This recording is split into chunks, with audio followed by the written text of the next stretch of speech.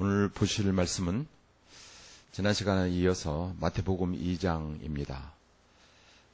3장 12절까지 볼 텐데요. 함께 같이 읽어볼 말씀은 13절부터 15절 말씀입니다. 같이 함께 읽어봅니다. 박사들이 돌아간 뒤에 주님의 천사가 꿈에 요셉에게 나타나서 말하였다. 헤롯이 자기를 찾아 죽이려고 하니 일어나서 아기와 그 어머니를 데리고 이집트로 피신하여라. 그리고 내가 너에게 말해줄 때까지 거기에 있어라. 요셉이 일어나서 밤사이에 아기와 그 어머니를 데리고 이집트로 피신하여 헤롯이 죽을 때까지 거기에 있었다.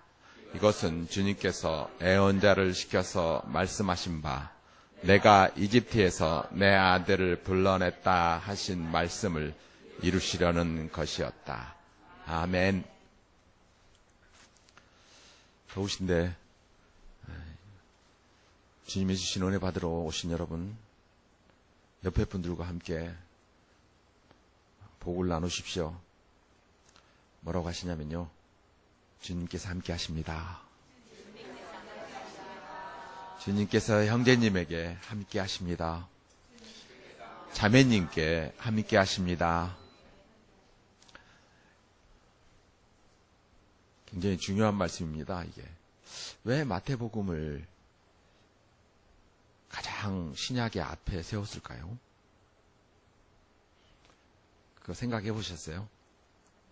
원래 마태복음은 마가복음, 그 다음에 누가복음 이렇게 기록되고 난 다음에 기록된 책이 마태복음이거든요.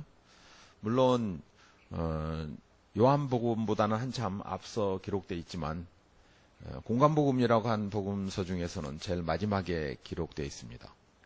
그건 신학자들이 다 압니다. 그런데 왜 마태복음을 제일 앞에다 놓을까요? 마태가 뭐 힘이 세서요? 마태가 잘생겼어요? 마태가 돈이 많았어요? 마태가 수제자입니까?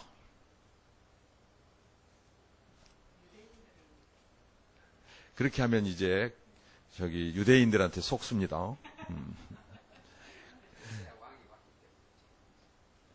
메시아가 왔다.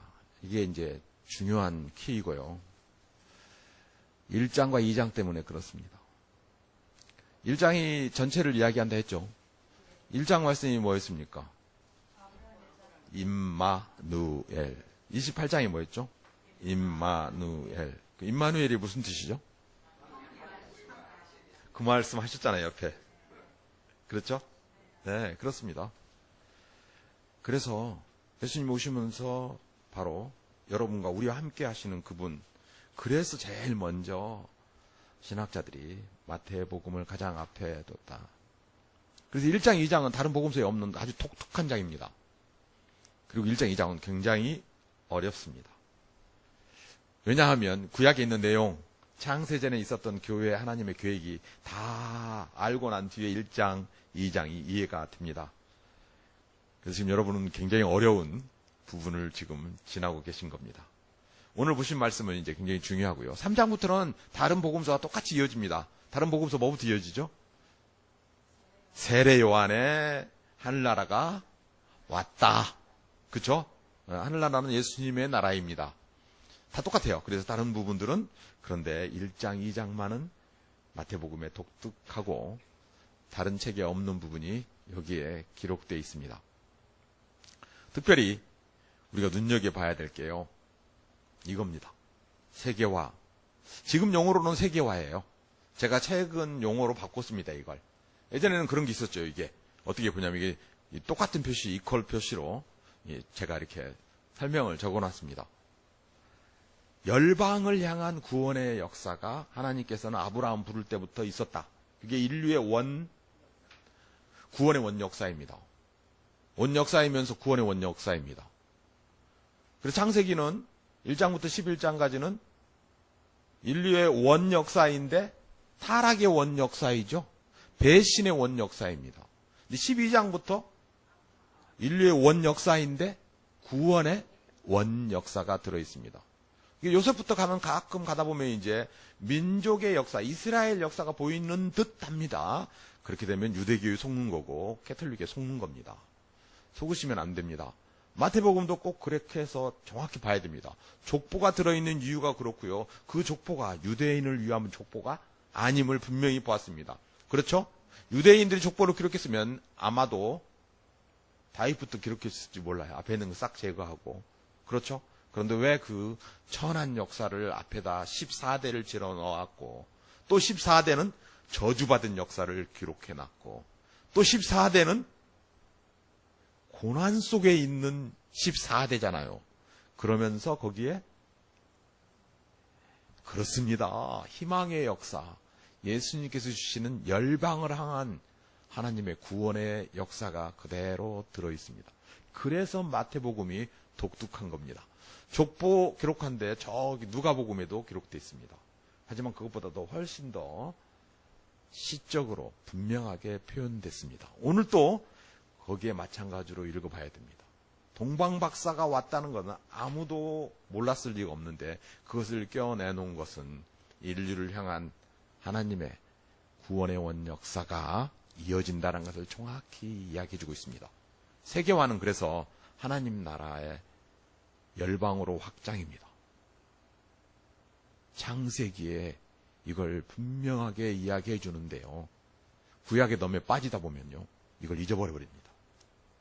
구약을 볼 때 조심해야 됩니다. 제대로 된 틀을 보지 못하면요, 자칫 잘못하면 성조기 옆에 다윗기 들고 데모하러 나옵니다. 이게 대한민국의 현실입니다. 잘못된 구약의 공부가 결국 행동을 그렇게 옮기게 된 거예요. 그래서 저는 다윗 국기 들고 나오는 분들을 불쌍히 여깁니다. 우리가 뭔가 잘못 역사를 공부했구나. 성경을 잘못 공부했구나. 왜 마태복음을 보면서 그 부분을 잘 못하게 해줘서 저런 일이 나왔을까? 그러니까 Back to the 예루살렘만 외치고 Go to the 예루살렘은 노마세에 그렇게 바울 사도가 Back to the 예루살렘 하지 말고 복음 들고 예루살렘으로 들고 가서 그 땅에 있는 사람들에게 복음을 증거하라고 그렇게 이야기했는데 그것이 잘 안 되고 있다는 것을 봅니다.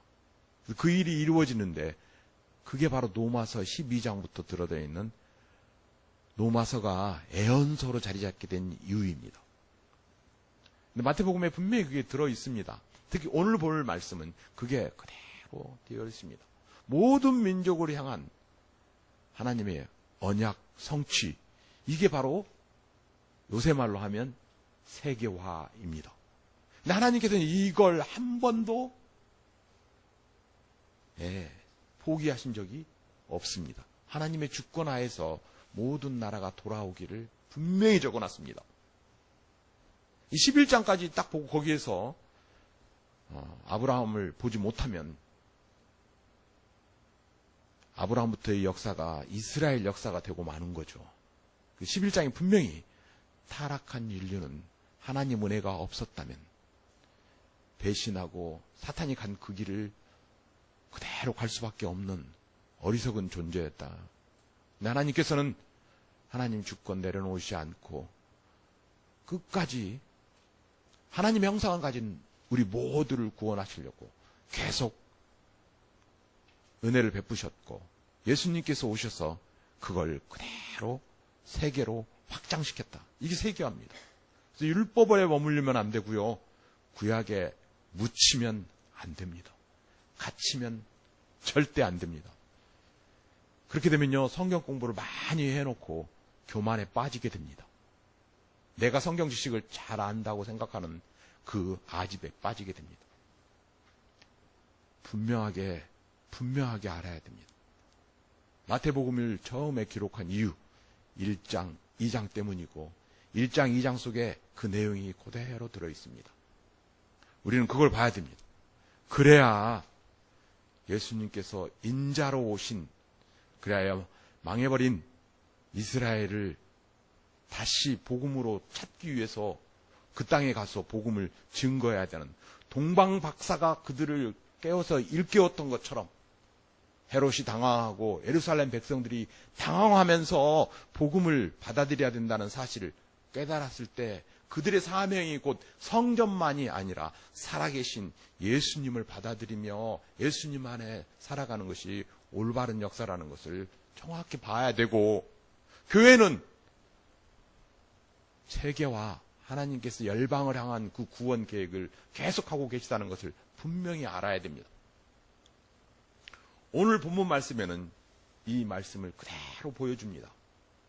왜 예수님께서 마태는 이집트로 가신 것을 드러내놓고 이야기했을까요? 이스라엘 백성들은 이집트로 가면 절대 안 됩니다. 한번 출애굽을 하고 난 뒤부터는 절대로 가면 안 된다고 하나님께서는 계속 반복적으로 이야기하고요. 이스라엘이 망할 때도 이스라엘은 절대로 애굽을 의지하면 안 되고 애굽으로 가면 안 된다. 이게 가장 많이 기록된 부분 책이 호세아서입니다. 호세아서. 그러면 이들은 어디로 가야 되냐? 차라리 바벨론으로 가야 됩니다. 근데 예수님께서 왜 이집트로 가셨을까요? 그리고 거기 얼마 동안 머물러 계셨을까요? 한번 생각을 해보세요. 제가 여러분에게 질문을 드립니다. 왜 이집트로 가셨을까요? 그리고 왜 거기에서 헤롯이 죽겠다고 기다렸는데 1년 안에 헤롯이 꼬닥 죽었을까요? 헤롯뿐만 죽은 게 아니라 그 땅을 지키는 아들도 죽었어요. 그래서 그 땅을 가지 않아요. 예수님 태어난 베들레헴 가지 않아요. 이 기간을 몰아서 보면 저는 한 4년 3개월쯤 될 것 같아요. 왜 그럴까요? 4년 3개월에 제가 제 생각이에요. 그렇습니다. 430년을 이야기합니다.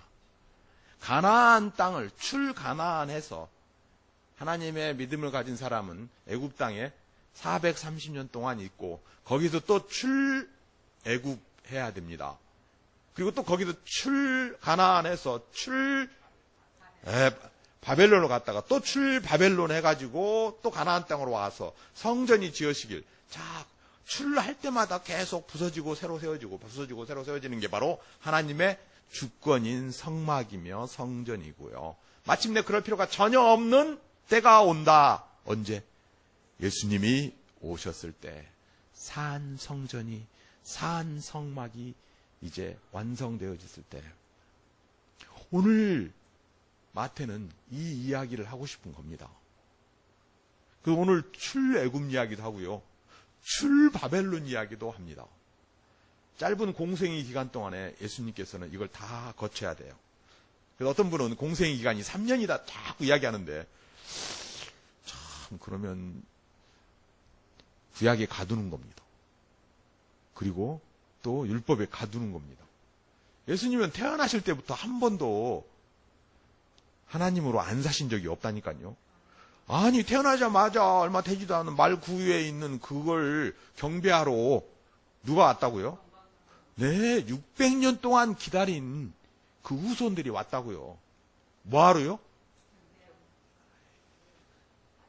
듣고 마음으로 믿고 입으로 시인하여 구원 받고 싶어하는 그 600년 세월을 기다린 그 후손들이 와서 하나님께 경배했다고요. 태어난 지 얼마 안 되는. 그럼 그건 공생애가 전혀 아닙니까? 아멘.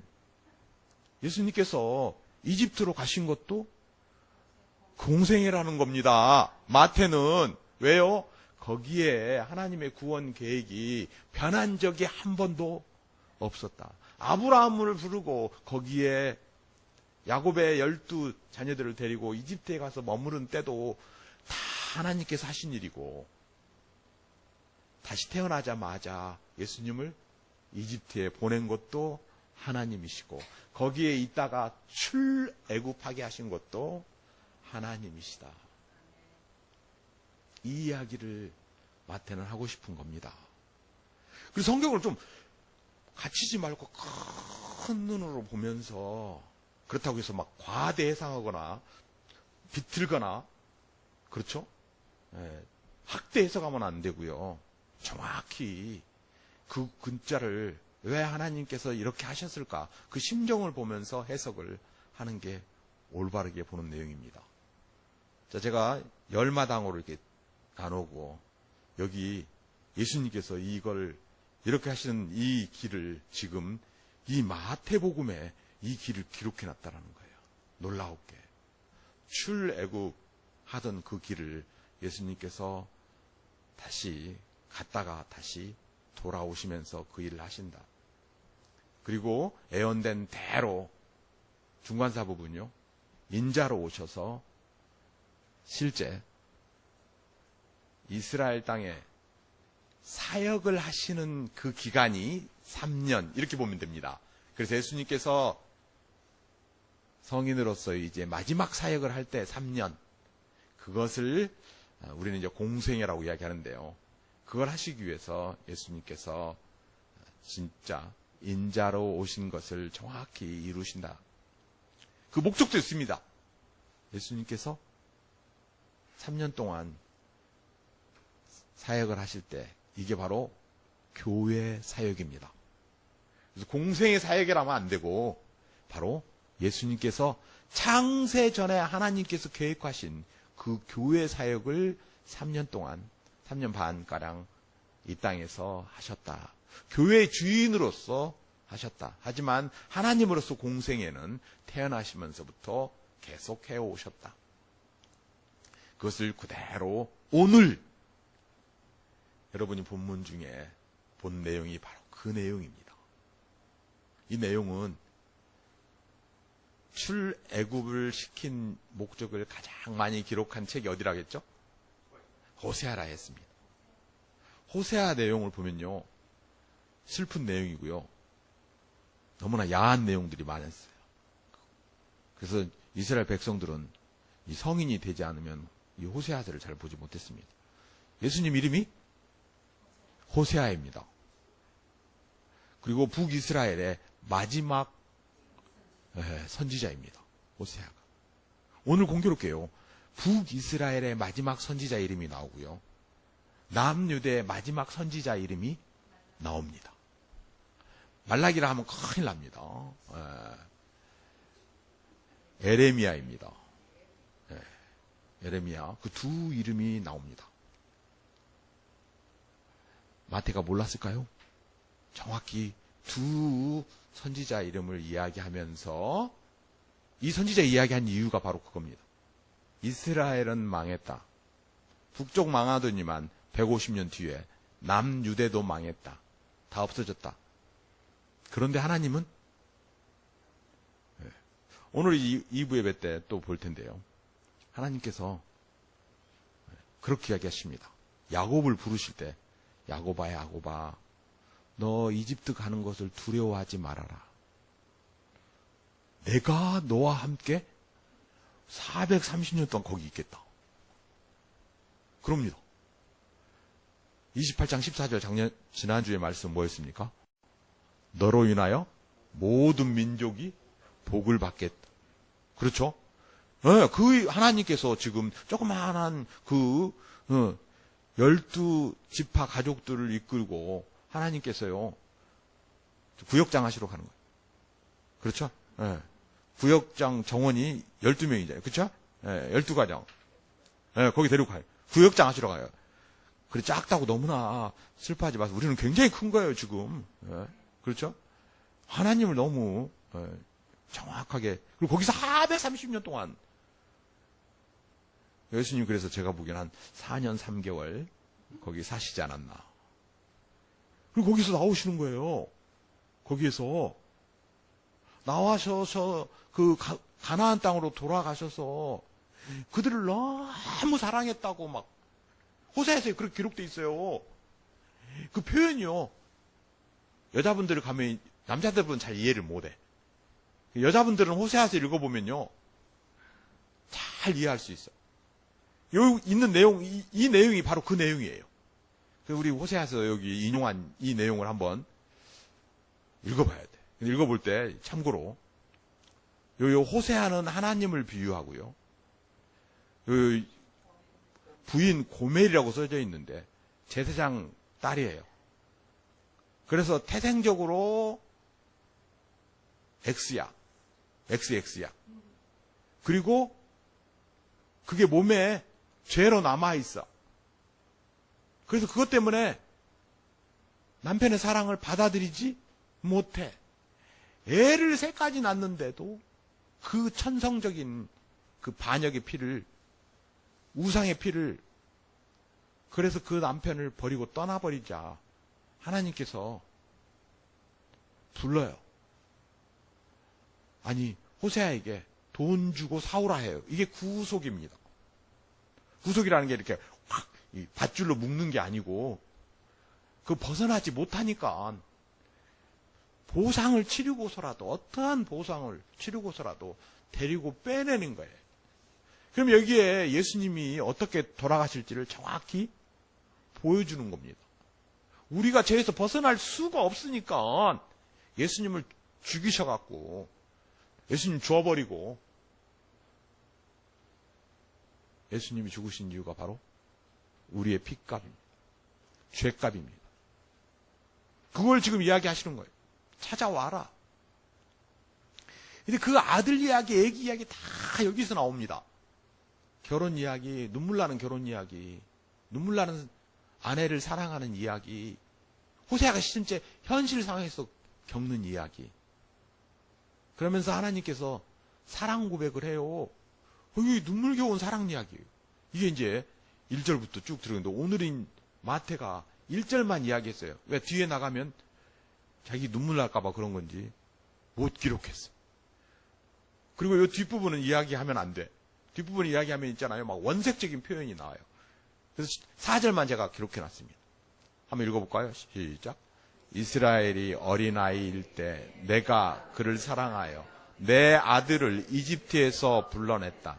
그러나 내가 부르면 부를수록 이스라엘은 나에게서 멀리 떠나갔다. 짐승을 잡아서 바알 우상들에게 희생제물로 바치며 온갖 신상들에게 향을 피워서 바쳤지만 나는 에브라임에게 걸음마를 가르쳐 주었고 내 품에 안아서 길렀다. 죽을 고비까지 그들을 살려주었어. 그들은 그것을 깨닫지 못하였다. 나는 인정의 끈과 사랑의 띠로 그들을 묶어서 업고 다녔으며 그들의 목에서 멍에를 벗기고 가슴을 헤쳐 젖을 물렸다. 이 부분도 뒷부분은 계속 원색적이야. 얼마나 하나님께서 원색적이고, 그리고요, 그래서요, 그 하나님의 사랑은요, 모든 걸 다 포함합니다. 부부 간의 사랑도 있고, 하나님 간의 사랑도 있고요, 친구 간의 우정도 있고요, 가족 간의 사랑도 있고요. 이게 아가페입니다. 어떤 분은 뭐 플라토닉 어쩌고저쩌고, 그 헬레니즘에 잘못 영향받은 겁니다. 인간 본연의 무슨 찾겠다고 외치는, 인간은 본연을 찾으려면요, 하나님 창조주를 찾아야 그게 원본인 겁니다. 사랑을 회복하려면요, 하나님을 찾아가고 하나님을 바라봐야 됩니다. 원죄에 의해서 빠져서 죽을 수밖에 없는 우리들은 역사 속에서 분명히 아무리 선하고 아무리 도른 닦으려 해도 절대로, 아무리 현명하려 해도, 아무리 뭐 하려 해도, 공부를 많이 해도, 지식이 많아도 절대로 완전할 수 없습니다. 하나님을 바라봐야 됩니다. 그게 바로 호세아에서 보여주는 겁니다. 하나님을 찾지 않으면 어떤 방법도 할 수가 없다. 호세아가 늦게 결혼해가지고 예쁜 처녀를 만나서 얼마나 많이 헌신적으로 노력했겠어요. 그쵸? 그리고 셋 낳을 때까지는 절대로 집 밖에도 나가지 못하게 했을 거야. 그쵸? 나무꾼과 선녀, 한국에 또 이렇게 우화도 있더라. 그래서 절대로, 그쵸? 예, 나는 셋 낳을까지 절대로 밖에 못 근데 셋 낳는데도 도망가는 걸 어떡해요? 그렇죠? 방법이 없는 거죠. 이걸 인간이 표현하는 겁니다, 이건. 인간은 어떠한 방법을 해도 하나님을 의지하지 않으면 구속의 은혜가 없는 한 절대로. 그래서 호세아의 주제가요, 사랑 이야기도 있지만요, 구속의 은혜도 있지만요, 하나님의 심정을 잘 알자. 주제가 이거예요. 간증을 알면 하나님을 알고, 하나님의 첫사랑을 알아야, 그리고 그거 은혜를 회복해야 진정 영혼 육을 가진, 하나님의 형상을 가진 우리는 사랑을 회복할 수 있다. 이 이야기를 하는 겁니다. 이게 바로 호세아 이야기예요. 그런데 바로 그것을 온전히 회복하기 위해서 하나님께서는 임마누엘 하나님을 육신으로 인자로 오게 하시고는 이제 아브라함이 걸었던 그 후손들이 걸었던 그 길을 그대로 걸으면서 내가 이렇게 너희를 사랑했다라는 것을 보여주고 계시는 겁니다. 그래서 이집트를 가셔야만 하는 거예요. 자, 첫 번째 문제 풀렸습니다. 왜 이집트로 가셔야 하는가? 바벨론 땅, 그 당시에 다 바벨론 출신이에요. 이집트에서 박사학위 딸면 어디 가서 이렇게 명함도 못 밀어. 반드시 왜? 바리세파해야 돼. 그렇죠? 그 바벨론에서 왔다는 뜻이거든요. 그렇죠? 바리세파가 그들이 다 해먹고 사는 그때 왜 예수님께서 뜬금없이 절대로 가면 안 되는 이집트의 땅에 가셔서 그곳에서 왜냐고요? 말씀을 이루시려는 세계화를 이루시려는 가나안 땅에서 해야 될 그 일을 꼭 이루셔야 될 그 일을 그대로 하시기 위해서. 그럼 누가 그 일을 해야 돼요? 교회가 그 일을 해야 되죠. 교회가 맡는 일이 바로 그 일입니다. 그래서 제가 이렇게 써놨어요. 세계화를 난다면 교회는 무슨 일을 해야 된다? 네, 땅끝까지 가라. 성령님 의지하면서 땅끝까지 가라. 정확하게 마태복음은 이걸 기록해 놓은 겁니다. 교회가 해야 될 일. 그래서 땅끝까지 왔잖아요. 그렇죠? 한반도에 오더니만 한반도 맨 끝자락인 우리 용원 이쪽 안골로 와가지고 그렇죠? 복음을 증거합니다. 생명의 말씀이 바다에도 퍼지고 대륙에까지 이렇게 쫙 올라가라고. 여러분께서 담당해야 될 사명이 크죠? 뭐라고요? 그게 세계화. 그래서 거기에 꼭 가슴을 새기시기 바랍니다. 세계화를. 대한민국이 이렇게 크게 성장한 건 이유는요. 대한민국이 너무너무 좁으니까 또 북한에 막혀버렸고 갈 수 없으니까 우리는 어떻게 해야 된다? 세계화해서 모든 걸 세계에서 1등 제품을 만들어가지고 이렇게 큰 거랍니다. 이게 성경과 딱 맞는 거죠? 아멘? 복음도 그래야 돼요. 온 세계에 증거하려고 그 마음을 품을 때 하나님께서 그 나라를 사용하셔서 선진국에서 가장 강대국으로 쓰시고 계시잖아요. 아멘? 네. 그래서 사람 마음에 심금을 울리는 드라마, 영화 이런 걸 잘 만들어가지고 지금 퍼지더니만 인터넷은 그냥 전 세계에서 제일 빠르지. 그쵸? 네. 자랑할 거 너무너무 많은데 나중에 하기로 하고요. 네. 정말입니다. 우수한 게 너무너무 많습니다. 그리고 동방박사도 온 이유가 바로 다 하나님께서 이미 이 일을 계획하시고 그대로 해놓으셨다는 것을 이야기합니다. 마태는 이걸 정확히 아는 거예요. 하나님께서 출하란하라고 아브라함을 불러가지고 가나안 땅에 잡으는지 출가나안 해가지고 출애굽하고 출애굽해가지고 가나안 땅에 넣어놨다가 또 이제 거기서 머물러가지고 안 되니까 출바벨론 해가지고 그쵸?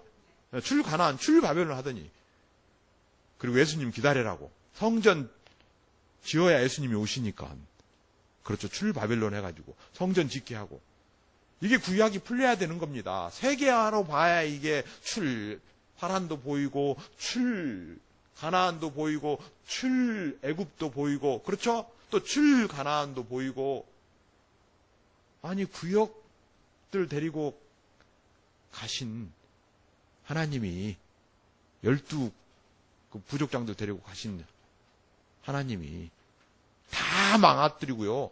완전히 싹 망하게 하고요. 바벨론으로 다 끌고 가요. 그렇죠? 네, 그리고 에스겔서 11장 보면요. 하나님의 뒷모습이 보입니다. 앞모습은 어디에 있어요? 바벨론 땅에 있어요. 뒷모습은 어디예요? 네, 성전에 있어요. 그래서 하나님의 그 옷자락이 성전 이렇게 감아 있는 이런 모습을 보이면서 내가 세운 이 땅을 내가 버리고 너희들이 세계화 안 하니까 내가 이 포로들과 함께 그 땅에 가서 세계화를 시키겠다. 그러면서 떠나십니다. 예수님께서. 하나님께서 떠나신다고요. 이걸 정확하게 이제 호세아서에 이어서 보여주는 말씀이 바로 다른 게 아니라 이 뒷부분입니다. 라마 이야기 나오고 라헬 이야기 나오고 이 바벨론 땅에서 너희들이 해야 될 일이 어떤 것이었는가, 너희들이 어떤 것을 잊어버렸기 때문에 하나님께서 직접 하시는가, 이걸 여러분에게 보여주십니다.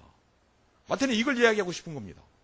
하나님께서 출가나안하고 출애굽하고 또 출가나안 해가지고 바벨론 땅에 너희들 가게 하신 이유는 뭐더냐, 정확하게 얘기를 이야기하십니다. 교회가 오게 하실 궁극적인 목적도 있고 예수님이 와야 될 궁극적인 목적도 있지만 뭘 안 하면 그렇게 된다고요? 세계화를 안 하면 그렇게 되는 겁니다. 이스라엘은 아주 큰, 정말 660국가에서 세금을 받아낼 수 있는 엄청난 나라로 키워놨어요. 호세아에서 그 이야기를 합니다. 하나님께서 내가 너희들을 어떻게 키웠는데 온갖 좋은 것 다 먹이고, 그렇죠? 하나님이 주신 젖을 먹었는데 얼마나 잘 컸어요. 온갖 금은 보화로 다 치장을 해놨더니만 이쪽 기웃 저쪽 기웃, 먹이 주면 이쪽 가서 얻어먹는 비둘기 같이 이쪽 저쪽, 이게 호세아에서 그대로 나온 이야기입니다. 그러더니 결국 너희들은 하나님 섬기는 것을 번철이라고 그러죠. 얇은 쇳덩어리 위에 그 남비처럼, 떡 굽는 남비처럼 금방 식었다가 금방 뜨거워지고, 나쁜 말로 남비라고 그러죠. 냄비 근성. 너희들이, 아니 한국이 냄비 근성이 아니고요, 원래 이스라엘이 냄비 근성이 있었어요. 그게 그래서 거기서 나온 용어인데 그거 이상하게 잘못 써가지고 냄비 근성 뭐 그렇게 이야기하는 건데 원래 호세아에서 나온 이야기입니다. 좋게 표현해서, 한문으로 표현해서 번철 그렇게 표현되어 있지. 그 보세요. 호세아에서 보면 번철이라고 표시되어 있어요. 그거 냄비입니다. 냄비. 금방 식었다가 금방 뜨뜻해지고, 이집트로 갔다가 저 아수르로 갔다가 왔다 갔다가 너희 신세 꼴 좋다 하나님께서 이렇게 이야기하면서 하나님의 심정을 이야기합니다. 그래서 결국 BC 722년에 망하고 맙니다. 그게 바로 호세아서 이야기입니다. 그런데 하나님께서는 절대로 주권을 포기하지 않으시고, 또 그래도 히스기야 같은 왕이 나타나서 남유대를 하나님의 주권을 수호하실 때 보호하십니다. 150년 연장시켜줘요. 히스기야 왕이 너무너무 하나님 앞에 엎드리고 슬피 울 때. 그런데 그것도 때가 안 맞춰가지고 그 뒤에 저주받은 3대 왕이 있었죠? 누구요? 요시야의 자녀들. 그렇죠? 네, 김긴씨 이렇게 외웠어요, 저는. 그 3대 싹 지워버렸어요, 하나님께서. 그렇죠? 네. 요아하스부터 시작해가지고 다 지워버렸어요. 3대를 지워버렸어요. 아니, 한 3대가 아니고 왕 3명을 지워버렸어요. 하나님 경고를 듣지 않자. 그 경고를 한 이 남유대의 마지막 선지자가 에레미야입니다. 북이스라엘 망하고 난 뒤에 남유대가 망할 때 그때 했던 일이 바로 이때 일 그대로 재현되는 거예요. 이건 통곡 속에서 하나님께서 회복하시는 거예요. 이스라엘을 회복하고 할 때 하나님의 계획을 회복하기 위한 가장 확실한 방법 알려주는 겁니다. 자, 한번 볼까요? 시작. 헤롯은 박사들에게 속은 것을 알고 몹시 노하였다. 그는 사람을 보내어 박사들에게 알아본 때를 기준으로 베들레헴과 그 가까운 온 지역에 사는 2살짜리로부터 그 아래 사내 아이를 모조리 죽였다. 그리하여 에레미야를 시켜서 하신 말씀이 이루어졌다. 라마에서 소리가 들려왔다. 울부짖으며 크게 슬피 우는 소리다. 라헬이 자식을 잃고 우는데 자식들이 없어졌으므로 위로를 받으려 하지 않았다. 헤롯이 죽은 뒤에 주님의 천사가 이집트에 있는 요셉에게 꿈에 나타나서 말하였다. 일어나서 아기와 그 어머니를 데리고 이스라엘 땅으로 가거라. 그 아이의 목숨을 노리던 자들이 죽었다. 정리를 하신 겁니다. 하나님께서 이미 다. 애것을 정리해버린 겁니다. 다. 중요합니다. 정리했다. 애것을 다 정리했다. 그러면 어찌 되는 겁니까, 이제? 계속 머무르면 안 돼요. 에레미야가 그렇게 이야기했어요. 하나님께서 다 정리했다. 계속 그러거든요. 에레미야가 다 정리했다. 뭘 정리했어요? 여기 나온 게 나엘입니다. 나엘. 나엘은 이스라엘의 어머니예요. 야곱이 가장 사랑한 아내 넷 중에 나엘이에요. 나엘의 두 아들이 있어요. 그렇죠? 하나는 요셉, 하나는 베냐민. 요셉의 자녀는 하나는 므낫세이고 하나는 에브라임이에요. 에브라임이요 사실 북이스라엘의 통치자입니다. 여호수아 가문입니다. 그리고 그게 계속 밑에 베냐민 지파, 베냐민 지파하고 유다 지파는 거의 한 몸이에요. 자, 그러면 두 아들 에브라임과 요셉, 그러니까 요셉 지파의 두 아들 중에 에브라임과 그렇죠? 나엘의 다른 아들 베냐민이 사실 북쪽과 남쪽에 중요한, 그래서 여자로 따지면 한 명만 딱 이야기하면 나엘만 이야기하면 북이스라엘도 이야기하고 이게 상징적인 겁니다. 시적 표현하는 거예요. 지금 이게 그대로. 근데 이게 에레미야가 하나님께서 시켜서 부르짖을 때 하는 이야기, 이게 이 이야기예요. 이스라엘은 망한다, 없어진다. 그래서 나엘이 슬퍼한다. 왜 슬퍼해요? 자기의 자녀들이 다 죽으니까 슬퍼한다. 근데 슬퍼할 수밖에 없죠. 왜? 언약을 파괴해버리거든요. 가장 중요한 게 언약인데 언약을 파괴해버려요. 세계화하라니까 우상에 잡혀 먹어가지고 그 나라 망해버린 거예요. 그럼 어찌 됩니까? 다 망해버린 거잖아요. 그 망할 때 남은 사람들, 희망을 싣고 떠나는 사람들이 있어요. 그걸 포로라고 해요. 그 포로들 집결지가 라마입니다. 라마. 사마리아에 있는 라마 지역이에요. 바로 이게. 그래서 에레미야가 콕 집어서 그 이야기를 하는 거예요. 나엘이 죽은 장소가 아니고요. 나엘이 죽은 장소는 베들레헴에 가까워요. 이 라마가 바로 이 가나안한 그 지역입니다. 바로 하나님께서 떠나시던 포로들과 함께 떠나신 자리가 라마라는 거예요. 하나님이 슬퍼서 떠나실 때 얼마나 슬픔이 있었겠어요. 그곳인데 예수님이 떠날 때 바로 이 지역에 그런 슬픔이 있었다라는 거예요. 하나님의 슬픔, 이스라엘의 슬픔, 예수님의 슬픔. 절망 같지만 하나님께서는 그 뒤에 에레미야서를 보면요. 31장에는 15절, 18절까지 바로 이렇게 나마와 나엘 그 지역에 슬픔이 있었지만 31장에 가서는 다 이제 하나님께서 다 정리했다. 우상을 섬기는 애들 정리했고 하나님을 배신한 애들 정리했고 하나님을 모략하는 애들 정리했고 다 정리했다. 이제 하나님께서 새롭게 하는 일이 남아있는데 그게 바로 31장 31절입니다. 새 언약이 온다. 그래서 이제 새 언약을 바라보고 가야 된다. 이걸요 애언서에 다 이야기합니다. 그래서 여러분 잘 보면요 몽탱이로 묶어놔가지고 어떤 나라가 망하고 어떤 나라가 망하고 어떤 나라가 망하고 이게요 에스겔서에 이사야서에 반복적으로 나옵니다. 다 제가 써놨어요. 아모스에서 나오죠, 호세아에서 나오죠, 이사야에서 나오죠, 에레미야에서 나오죠, 에스겔서에 나오죠, 다니엘에서 나오죠. 이걸 전부 추수하는 부분이 어디에 나오냐면 사도행전에 나옵니다. 성령이 오셔서 이들에게 복음을 증거하죠. 네, 성전에서 이걸 증명합니다. 그래가지고 이 사람들이 성전에 예배하러 왔다가 자기 동네로 다 디아스포라 가서 흩어져가지고 거기 회당에 가서 다 그 이야기합니다. 어쩌다고요? 세계화가 이루어지고 있다. 예수님이 오셔서 그 일을 다 하신다고 하셨다. 그리고는 이제 그걸 성령을 통한 우리들에게 맡기셨다. 이게 바로 세계화입니다.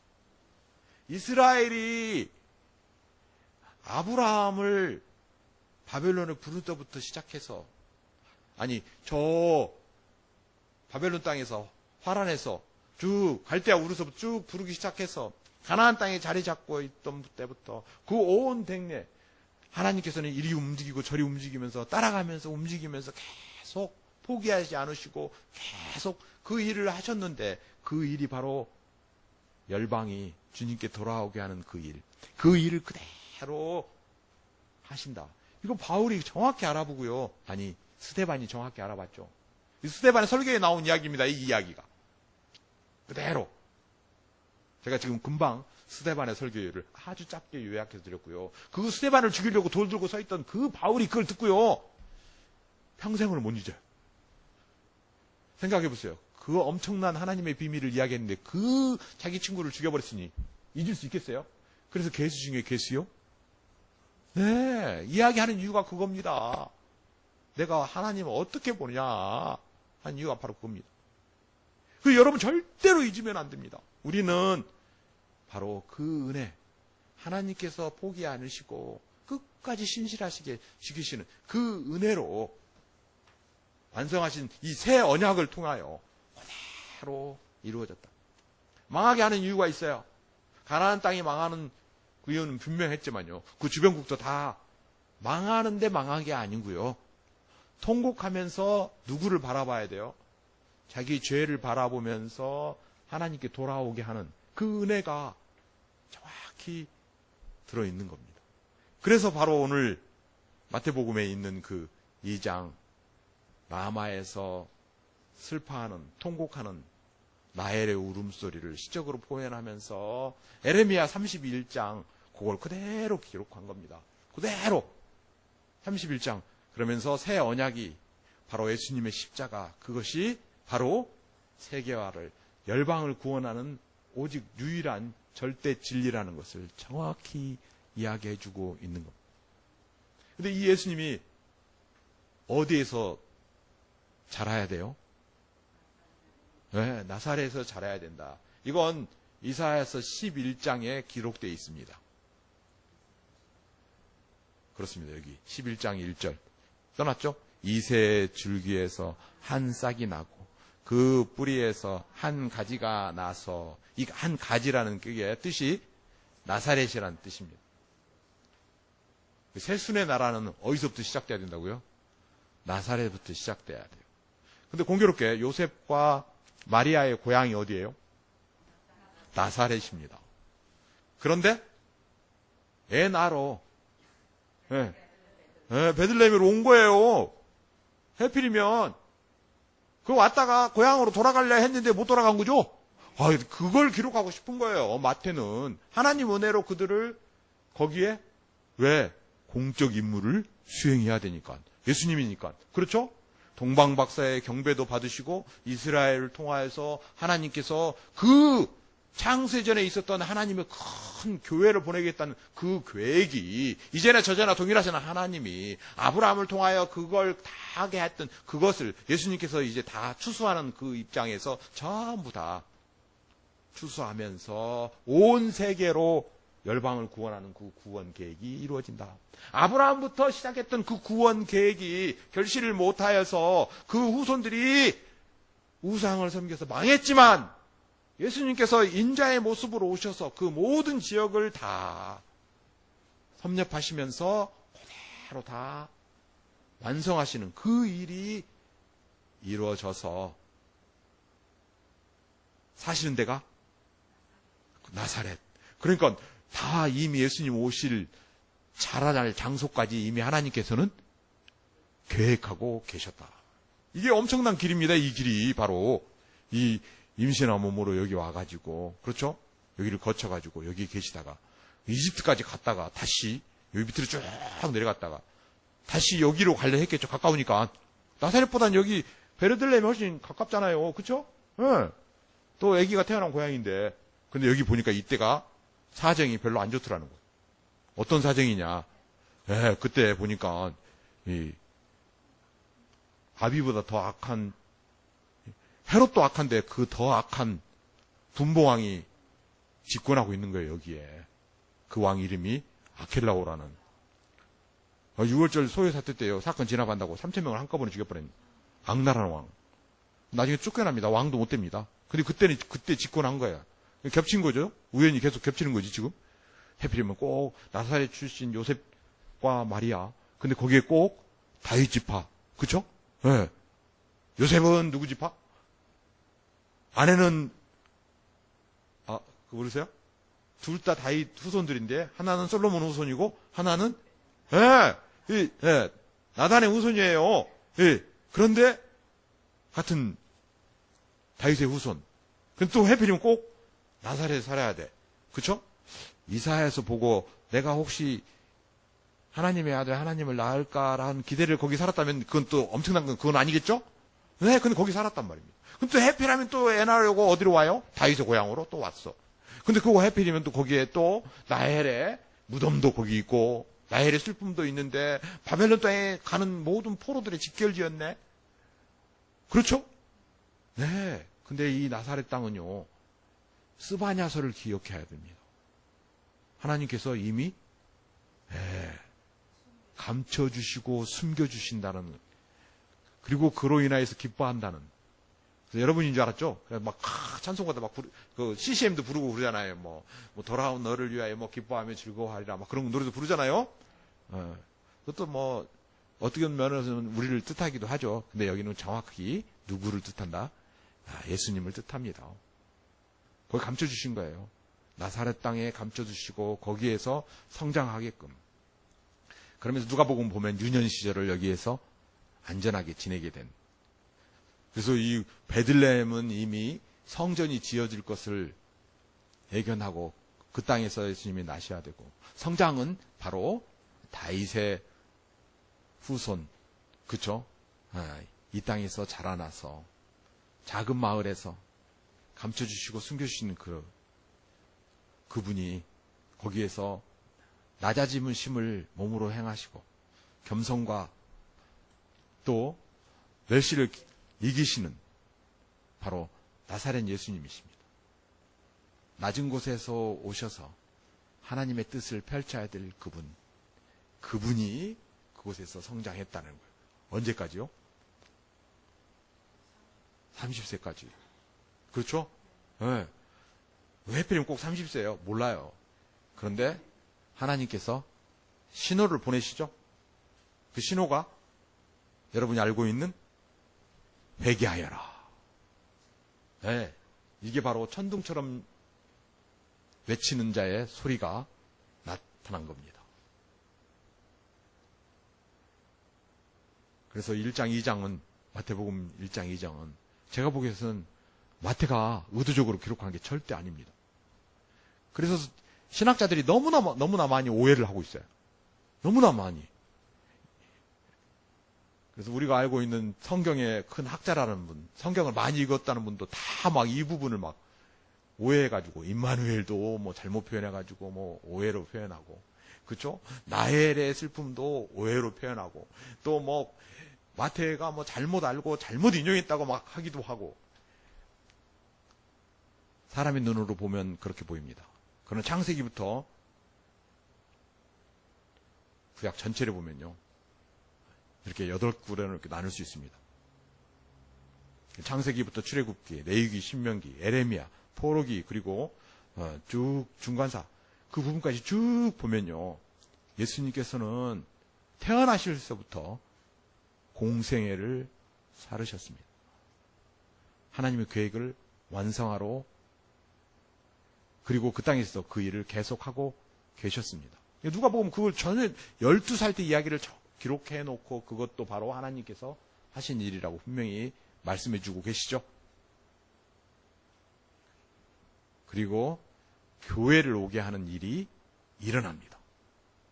그래서 우리는 교회를 하늘나라, 쉽게 말해서 하늘나라 전초기지 이렇게 표현하는데 실제 하늘나라입니다.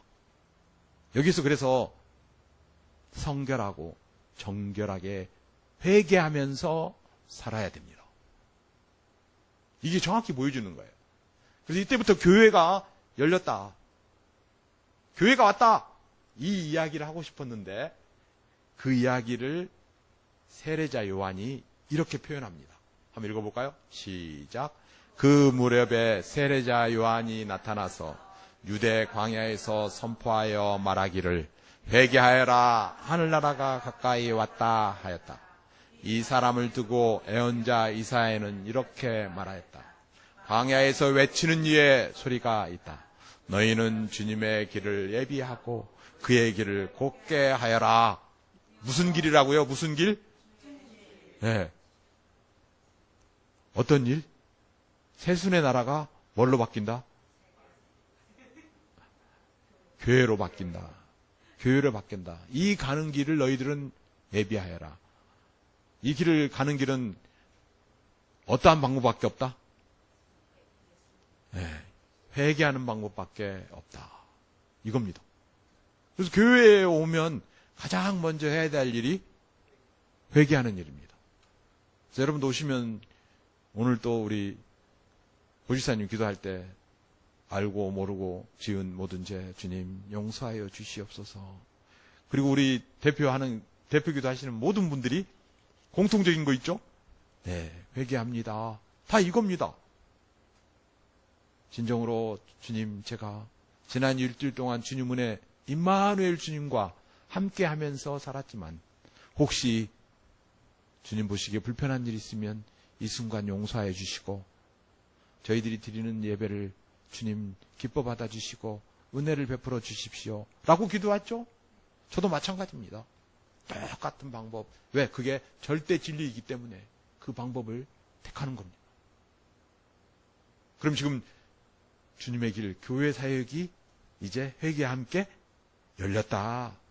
공생애는 태어날 때부터 시작했고 진정 교회 사역, 창세전부터 비밀처럼 존재해왔던 하나님의 교회 사역이 이제 그대로 열려있다.